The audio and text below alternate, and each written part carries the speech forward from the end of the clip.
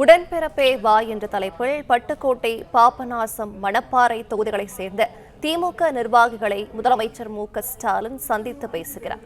விவரங்களை செய்தியாளர் ஜபர்சன் வழங்கிட கேட்கலாம். ஜபர்சன், வணக்கம். விவரங்களை பகிரலாம்.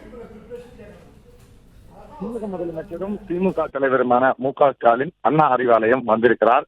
திமுக தலைமை அலுவலகமான அண்ணா அறிவாலயத்துல உடன்பிறப்பே வா என்ற தலைப்பில் நிர்வாகிகளை சந்தித்து வருகிறார். கிட்டத்தட்ட 27 சட்டமன்ற தொகுதி நிர்வாகிகளை முன்னதாகவே சந்தித்திருக்கிறார். இன்று பட்டுக்கோட்டை, பாபநாசம், மணப்பாறை சட்டமன்றத்தினுடைய ஒன்றிய, நகர, பேரூர் கழக நிர்வாகிகளை அவர் சந்தித்து பேச இருக்கிறார். இந்த நிகழ்ச்சி தொடர்ந்து 234 சட்டமன்ற தொகுதி நிர்வாகிகளையும் சந்தித்து இது போன்று அவர்களிடம் குறை கேட்பது, 2026 தேர்தலில் எவ்வாறு திமுகவினர் செயல்பட வேண்டும் என்பது தொடர்பாக அவர்களுக்கு ஆலோசனை வழங்க இருப்பதாகவும் நமக்கு முன்னதாகவே தகவல் கிடைத்திருந்தது. இது மட்டுமல்லாமல் தற்போது தொகுதியில் இருக்கக்கூடிய மக்கள் பிரச்சனை எவ்வாறு இருக்கிறது, முழுமையாக தீர்க்கப்பட்டிருக்கிறதா, உங்கள் தொகுதியில் எவ்வாறு சட்டமன்ற உறுப்பினர் எவ்வாறு செயல்பட்டு வருகிறார் என்பது தொடர்பாக ஆலோசனைகளை வழங்குவதோடு இங்கு இருக்கக்கூடிய நிர்வாகிகள் பலரும் மீண்டும் ஒருவேளை அந்த தொகுதி கூட்டணிக்கு கொடுக்கப்பட்டிருந்தால் அந்த தொகுதியை மீண்டும் திமுக போட்டியிட வேண்டும், தொடர்ச்சியாக திமுக கூட்டணியில இது கூட்டணி கட்சிகளுக்கு ஒதுக்கப்படுகிறது